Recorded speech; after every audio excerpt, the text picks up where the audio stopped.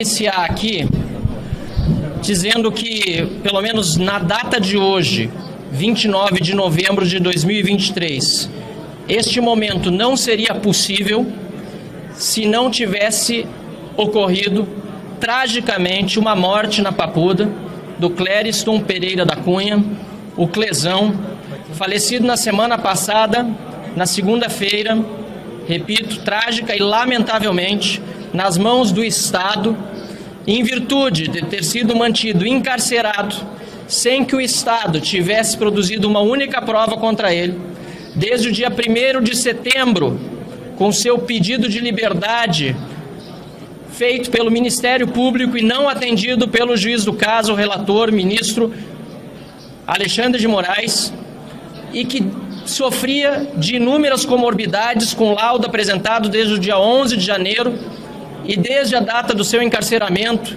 o Clezão passou por mais de 35 atendimentos médicos, conforme atestam os prontuários anexados aos seus processos. Então eu quero aqui, em primeiro lugar, e fico emocionado ao dizer isso, dizer que é em memória do Clezão que esse momento também está acontecendo, a cuja família dissemos no velório e depois milhares e milhares e milhares de pessoas na Paulista, que sua vida não seria e não será em vão. Eu quero, por isso, agradecer a todos aqueles que atenderam aos apelos da sua família, aos apelos dos eleitores que cobraram pelas redes sociais, para que obtivéssemos as 171 assinaturas necessárias para que este momento fosse possível e o protocolo da CPI, do abuso de autoridade do STF e do TSE fosse feito. Queremos informar que este é exatamente o mesmo requerimento apresentado no ano passado e, coincidentemente, protocolado no dia 24 de novembro de 2022, 1 ano e 5 dias atrás. A luta foi enorme para que chegássemos até este momento, repito, porque desde janeiro, como lembrava o deputado Gustavo Gaira, eu já estava colhendo as assinaturas, uma vez que antes da posse os deputados eleitos já tinham acesso ao Infoleg. Chegamos há pouco a 171 assinaturas confirmadas pelo protocolo da Câmara dos Deputados, incluindo o professor Paulo Fernando, Vossa Excelência, que conhece o regimento da frente para o fim e do fim para o seu início, incluindo todos os dispositivos constitucionais necessários, que são, na verdade, apenas 3. O número de assinaturas já mencionado, o prazo de funcionamento de 120 dias e os fatos determinados. Eu quero, diante da imprensa, lamentar, neste caso, uma decisão judicial que não seria objeto de uma CPI, e por isso aqui não se trata de decisões, mas de abusos de autoridades cometidos pelo STF e pelo TSE, mas quero aqui me solidarizar com a imprensa, quando no dia de hoje vemos mais uma decisão do STF que vai contra a liberdade de imprensa, ao ameaçar jornalistas de punição por publicação de entrevistas. Isso é um absurdo que não pode ser aceito e por isso fica aqui a nossa completa e total solidariedade.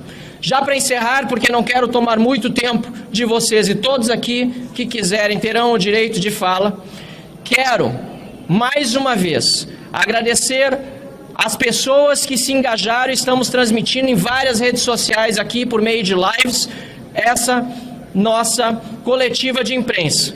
A todos os deputados parlamentares que assinaram e aos que não assinaram, infelizmente muitos dos quais gostariam de assinar, mas não o fizeram em virtude do momento que nós vivemos hoje. Fica aqui um desabafo pessoal, porque parlamentar não poderia ter nenhum receio de assinar uma CPI para investigar quem quer que seja, muito menos receio de investigar alguém que porventura possa prejudicá-lo em virtude dessa assinatura, num julgamento que deveria se basear na lei e na Constituição e não na política ou não na sua atuação aqui na casa.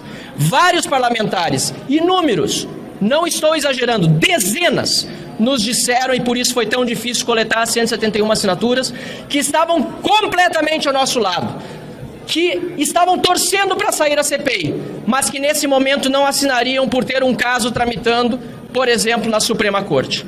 Mas, apesar disso, todos, deputado Jordi, deputado Bia, garantiram que estarão ao nosso lado e ao lado da justiça de verdade, da democracia, do Estado de Direito e do reequilíbrio entre os poderes durante os trabalhos da CPI dos abusos de autoridade do STF e do TSE. A estes colegas, que eu não quero utilizar nenhum adjetivo pejorativo, porque todos nós aqui, de uma forma ou de outra, poderíamos ter receio e vários de nós estamos já sob a mira de julgamentos do Supremo Tribunal Federal.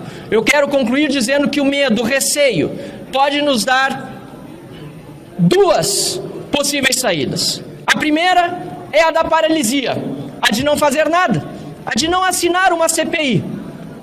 E, lamentavelmente, para muitos, a paralisia foi o escolhido, não por uma questão menor, mas porque tem, de fato, motivos para temer.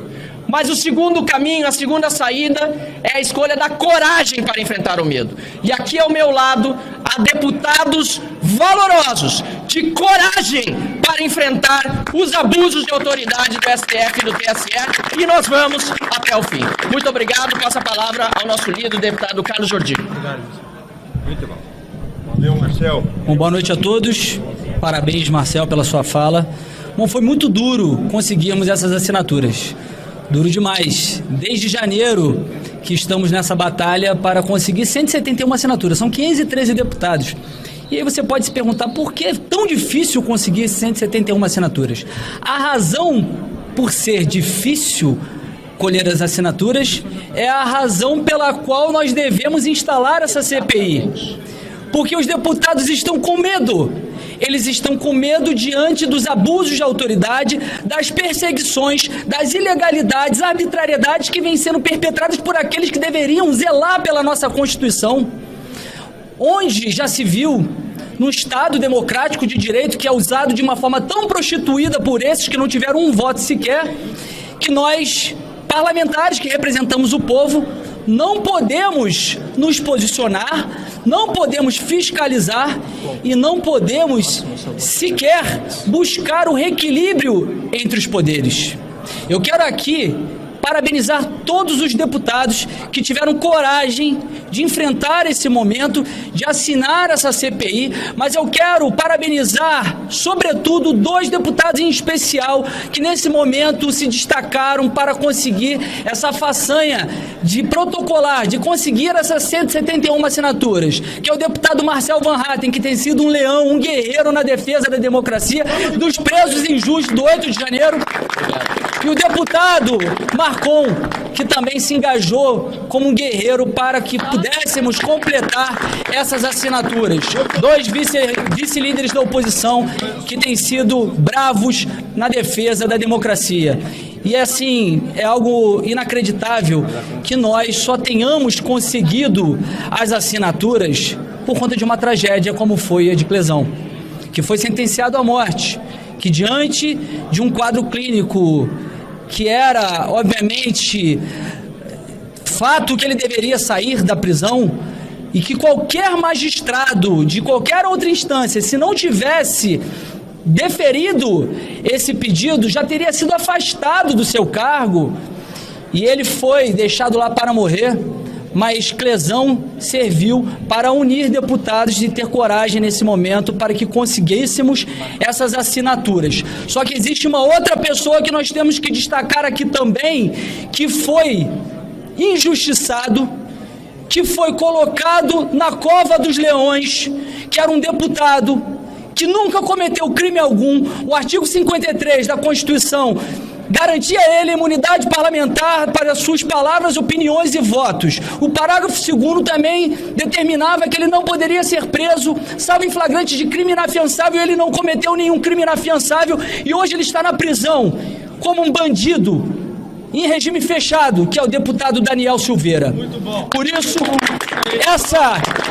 essa nossa CPI, ela tem que ser honrada e dignificada para essas duas pessoas.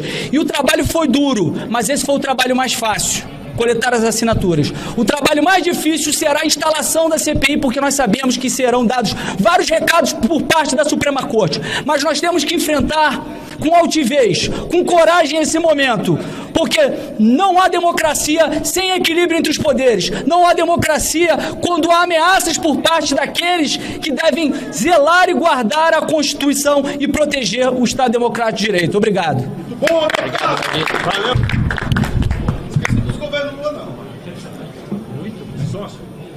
Infelizmente foi necessária uma tragédia para que nós estivéssemos aqui hoje, tendo esse momento, que é um momento marcante, o início de uma CPI do abuso de autoridade, o que muitos acreditavam que nunca aconteceria, não porque não havia motivos o bastante, mas porque o abuso de autoridade já tinha chegado a tal nível onde a maioria dos parlamentares já tinha medo de assinar esse requerimento. Medo de que, se ao assinar esse requerimento, eles seriam presos, a Polícia Federal invadiria suas casas, seus amigos seriam presos, ele teria sua vida destruída. Porque essa é a democracia que a gente vive agora.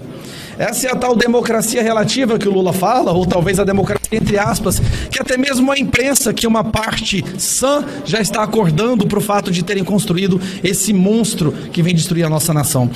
Então, muitos falaram aqui do Clezão, eu acho que eu vou fazer uma rápida linha do tempo, um resumo dos eventos, ou dos principais eventos que nos levaram a esse momento de agora. Inquéritos ilegais abertos de ofício para perseguir opositores políticos, que estão abertos há mais de 3 anos, mesmo com parecer relatório da Polícia Federal e da PGR, que esse inquérito deveria ser terminado, engavetado, arquivado. Inquérito esse onde a vítima é o investigador, a vítima é o julgador, é o delegado, é quem manda em tudo. Mais ou menos como acontecia na época medieval, quando não existia justiça. Nós temos aí prisões de pessoas inocentes acontecendo. Enquanto isso, traficantes estão sendo soltos. Para cada pessoa inocente que é presa hoje no Brasil, 10 traficantes, assassinos, são soltos. Essa é a justiça que a gente vive. Constantes ameaças e intimidações por parte da Suprema Corte contra parlamentares e também contra jornalistas, que nós sabemos que acontece. São pessoas que se acham a personificação da democracia, e é justamente esse tipo de pensamento que leva à ruptura da mesma. Quando uma pessoa ou uma instituição acha que ela é a democracia, pode ter certeza que ali a democracia não mais existe. Nós temos agora jornalistas sendo perseguidos. Um jornalista nos Estados Unidos com mandado de prisão. Qual crime? Ninguém sabe. Nem mesmo os advogados americanos conseguem entender qual crime essa pessoa cometeu, mas teve sua empresa destruída, seu passaporte cassado, teve toda a sua vida destruída, mas está lá nos Estados Unidos exilado. Que fique bem claro, nós temos hoje um brasileiro jornalista exilado em outro país por fazer o seu trabalho. Mais de um, como bem lembrou aqui o Marcel Van Hatten. Paulo Figueiredo com seu passaporte cassado, cancelado. Rodrigo Constantino com seu passaporte cancelado. Qual crime ele cometeu? Nenhum.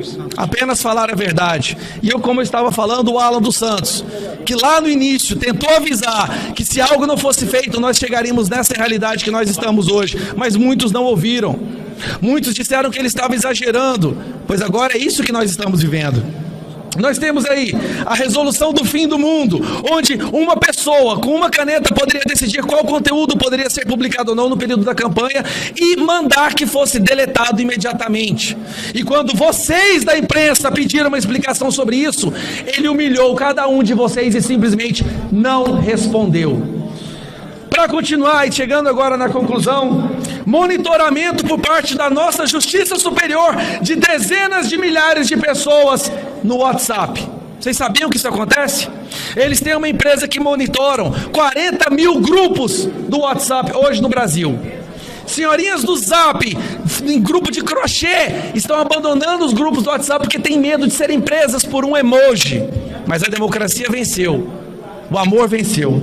E para concluir, tem muitas outras aqui, mas eu vou abrir espaço para os meus colegas, tem muitos outros. Hoje, os senhores da imprensa que estão aqui agora reportando esse fato, saibam de uma coisa: o grupo do espectro político que vai agir e se sacrificar para salvar o emprego de vocês é justamente nós, as pessoas que vocês mais atacam. Aqueles que vocês falam que são antidemocráticos, que são golpistas, que são fascistas. Hoje ficou provado que é o lado de lá que quer cercear a liberdade de expressão, que quer cercear a liberdade jornalística de vocês. Hoje vocês podem responder inquéritos por entrevistar alguém.